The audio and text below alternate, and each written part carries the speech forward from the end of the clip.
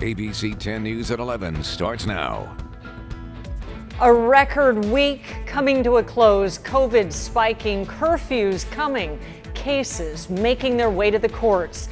We hit a new record in San Diego County today, 1,091 new COVID cases. That's 4 more than the record set last Sunday, and more people are dying, another 8 since yesterday. Thank you for joining us on this busy night. I'm Kimberly Hunt. And I'm Steve Atkinson. Meantime, a judge will decide Monday whether to allow businesses to resume operations indoors. Our ABC 10 News reporter Anthony Pura has the arguments both sides made today to a San Diego judge. The battle over a request to open up San Diego restaurants and gyms will not be resolved until after the weekend. You can hear audio from the arguments made in court Friday. The attorney representing a group of businesses called for an emergency injunction against the latest COVID-19 related restrictions that closed indoor areas. What I do want to say, Your Honor, is that the temporary restraining order is based on data, it's based on facts, it's based on science, and it's based on the state not showing why it has targeted these industries when the science and the data doesn't support it. Meanwhile, the state argued lives outweigh any financial damage. There's over 18,000 dead Californians, and there's nearly 1,000 dead San Diegans. And the numbers are getting dramatically worse and have been for the last couple of weeks. 4 businesses, Cowboy Star Restaurant and Butcher Shop, Home and Away Encinitas, Fit Athletic Club, and Bear Republic CrossFit filed the lawsuit against the governor, the county of San Diego, as well as other state and county officials. It was filed last week, shortly before purple tier-related restrictions kicked in, closing indoor operations. The lawsuit argues that closures go against their rights and the restrictions are destroying them financially. It was filed on behalf of all restaurants and gyms. Businesses across San Diego County, like Point Loma Sports Club, are waiting to see what the judge rules. General Manager Brian Welch understands there are 2 sides to consider. They have moved their operations outdoors and are ready for any outcome. And whether we move up a tier, back a tier, indoors, outdoors, our commitment is to make sure that our members are safe and our team members go home every night and everybody's healthy. He says they've taken great care to ensure distancing and that people wear face coverings, and it would be great to have an outdoor and indoor option. Personally, for us, indoors and outdoors would be ideal, but we're willing to just comply with whatever the science tells us. We reached out to businesses involved in the lawsuit. They aren't ready to make a comment until a decision is made. Anthony Pura, ABC 10 News. And as stay-at-home order sparks a showdown with law enforcement, the governor ordered a curfew for all counties in the purple tier starting tomorrow night. All non-essential activities are prohibited from 10 p.m. to 5 a.m. for the next month. A group of sheriffs say they need to take away guns from gang members, stop drug trafficking, and save children from predators. And they don't intend to make criminals out of normally law-abiding citizens. The sheriffs in Fresno, Merced, Madera, Visalia, and Kings County say they won't enforce it. Here in San Diego, the sheriff's department does plan to enforce it, but says it's focusing on education over enforcement. Under the order, you can still go to the grocery store, walk your dog, order takeout, or go to work if you're essential. For the first time, the U.S. has reported 200,000 new COVID cases in just 24 hours. But there is a sign of hope.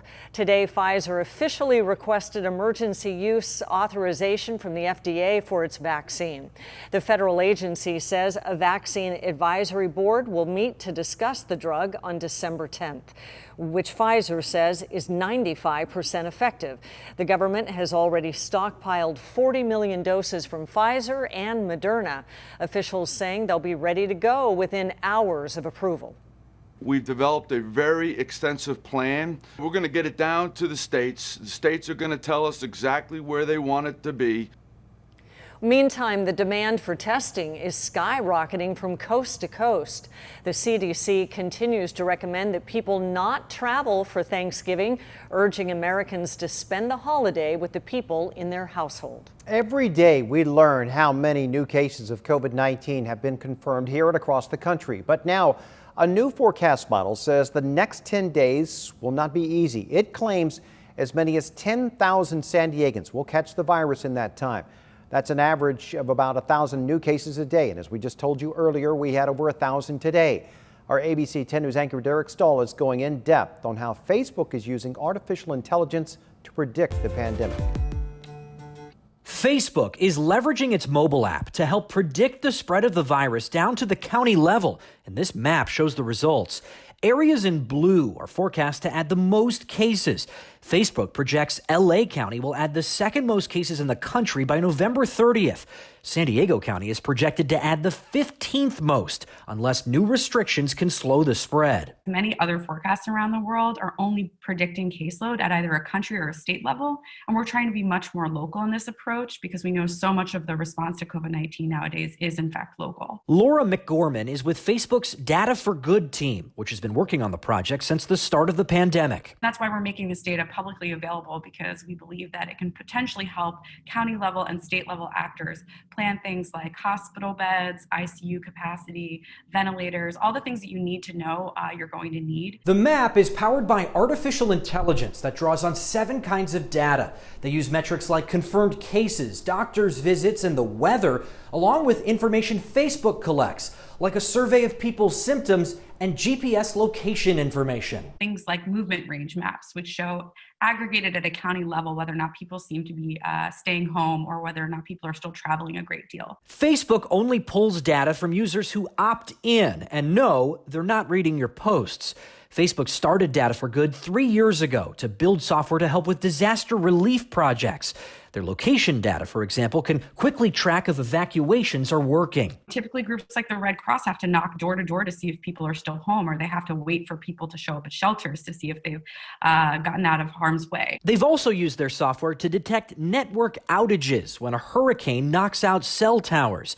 Facebook says its COVID-19 software has been used to analyze the effectiveness of stay-at-home orders in California, New York, and Mexico, and they're continuing to roll out more tools around the world. Derek Stahl, ABC 10 News. A Facebook forecast cases 2 weeks out. Nationwide, it predicts we will see another 2 million infections by the end of November. And more than 50% of coronavirus infections are spread by people who have no symptoms. That is according to newly updated guidance from the CDC. According to the agency, 24% of people who transmit the virus to others never develop symptoms, and another 35% were pre-symptomatic. That's why experts say wearing a mask is critical to control the spread of the virus. The CDC says peak infectiousness comes 5 days after you've been infected. I feel like this whole underworld of San Diego opened up for me once I started looking at the smaller shops. Well, the pandemic will make holiday shopping crucial to keep our small businesses alive. Our ABC 10 News reporter Cassie Carlisle tells us how some people are making a commitment to shop local. The U.S. Census conducted a small business survey that showed a third of San Diego businesses were negatively impacted because of the pandemic. And downtown, you can see that loss. The holiday sales are on, but we're not seeing the usual crowds brought in with conventions and tourism. The pandemic has definitely taken a toll on the neighborhood. I mean, we've had some closures. Executive Director of the Gaslamp Quarter Association, Michael Trimble, said 4 to 8 restaurants have closed since March just in the Gaslamp alone. You know, not a large percentage, but still any business that's lost is a business that we unfortunately mourn that they're not here. So, underscoring the importance of shopping small this holiday season. I don't have a ton of money, but Amazon don't need my money. You know what I mean? Like, if I can help these like little shops with my $20 or my $50, like that's just a much better use of my time. When the pandemic started, Bree Steffen pledged to only shop small. She launched her own small photography business in October. Now she relies on people like her to change their habits. But I feel like every time I at least like give them a little business, it just gives them a little more hope to keep going on.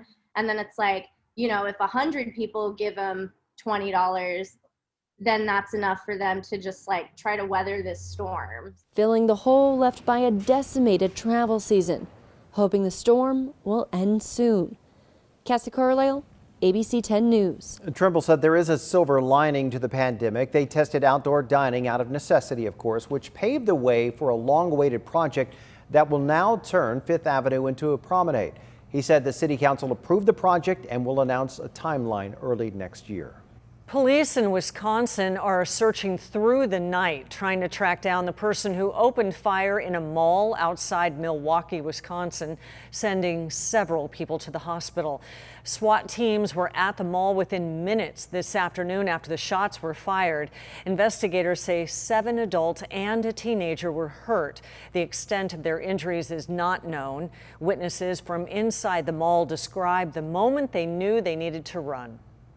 We dropped to the ground and ran in the opposite direction and found a stairwell nearby. They said that they saw or heard the shooting in the Macy side. They all got rushed to their back rooms and were locked in by the security team. Tonight, the FBI has joined the investigation trying to determine the motive and find the gunman. Right now, there are only vague descriptions of the gunman being a white man in his 20s or 30s.